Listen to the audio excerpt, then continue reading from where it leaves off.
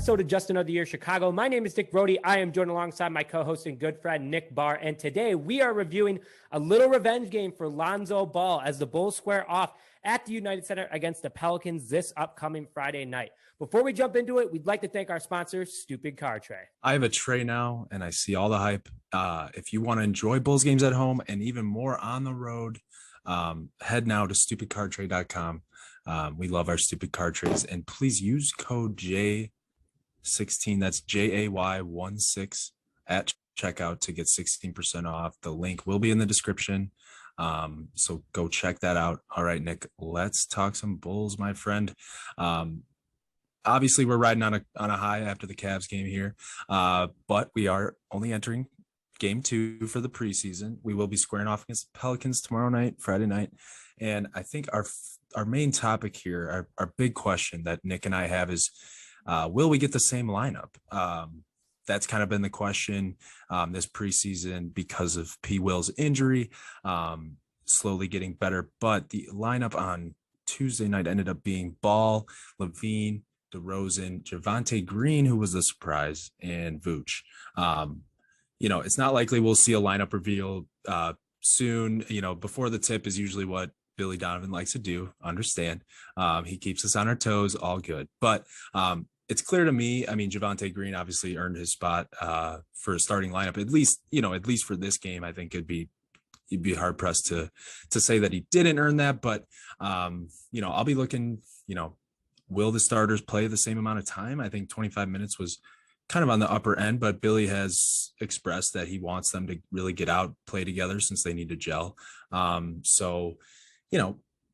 Could be a blowout. If it's a close game, are we going to leave the starters in a long time? I don't know. These are a couple questions I have, but Nick, what are you looking forward to on Friday night? So just wanted to hit on something really fast. You said Billy Donovan likes to keep us on our toes. And I feel like that's becoming a theme for all Chicago coaches.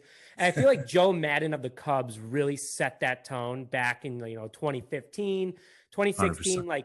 We're going to throw the pitcher in at the 8 spot instead, or Right. or in the batting order. It was just crazy. And I think everyone's starting to get on that theme. Like Joe Quenneville was just a straight shooter.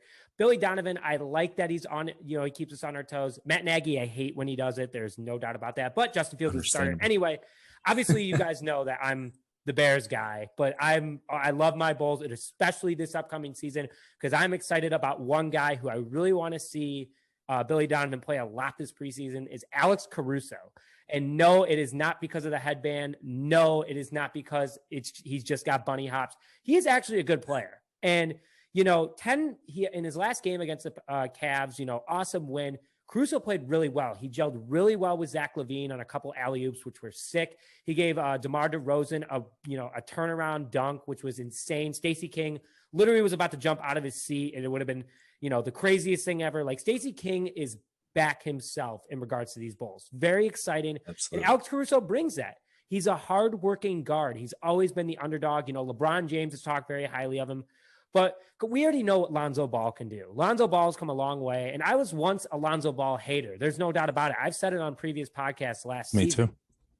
I didn't like his, his dad drives me absolutely insane. I know it's all for marketing, obviously, but I didn't like his playing style. And, when he went to New Orleans, I think he kind of was I was the face of the Lakers for a while.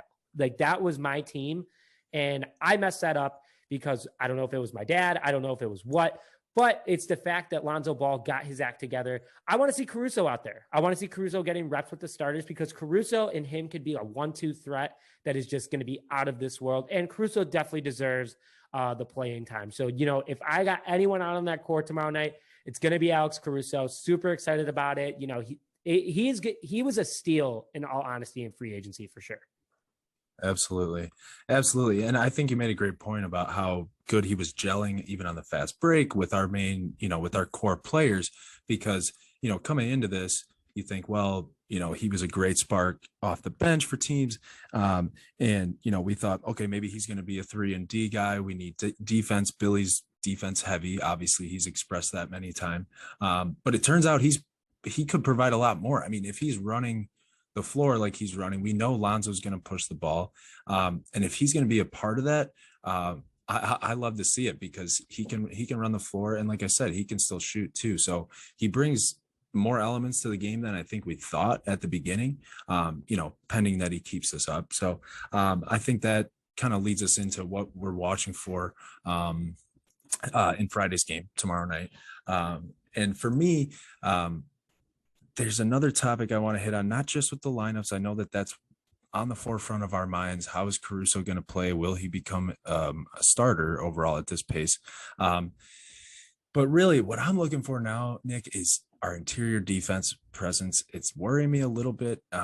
Vooch, obviously an outstanding player, he's not known for his defense, but he brings a presence. Offense heavy, obviously he can score on Will, but who's going to back him up? Who's going to add some presence on the defensive side? Who's going to add some length? I think that's what more, I'm going to be looking for in this game.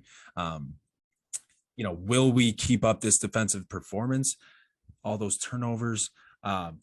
We were playing the most unselfish ball, like we've joked around about. I mean, who are the Warriors anymore, man? These are the Showtime Bulls.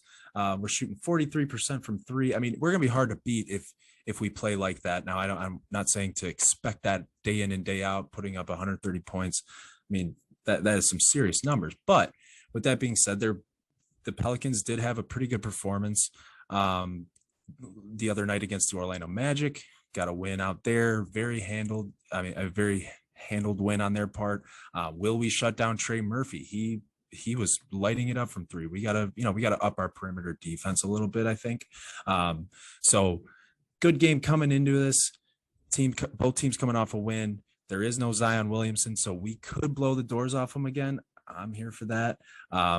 But essentially, we should, if we play like that, we're going to absolutely blow them out. And that's why I'm curious as to how much we're going to play those starters again. So, Nick, what are you looking for in this game on Friday against the Pelicans? Yeah, I think you made a really good point before I go into that, is that Zion Williamson is not going to play. I mean, why would you? I mean, that is the face of the franchise. At least if he's injured, let him heal up. Overall, like, Zion's not going to play. And I'm excited for that because I'm going to opening night when the Pelicans actually play the Bulls for real to see Zion Williamson, take on Vooch and all those guys. So by all means, I would rather see him in the regular season. He is the future of the NBA in the eyes of many. So good. Sure. And it's the advantage of the Bulls that they're going to be able to expose the rest of the Pelicans lineup instead of just, Zion Williamson. And that's the positive you want to take. People are like, oh, I don't want to go because Zion's not playing. No, you want to see the rest of the Bulls, rip it up and know their opponent coming up on opening night. So like, definitely excited for that. But I got two things that I want to hit on is I want to see more play from the depth and see them go against the Pelicans starters, see how actually good the Bulls bench is, because championship teams have depth.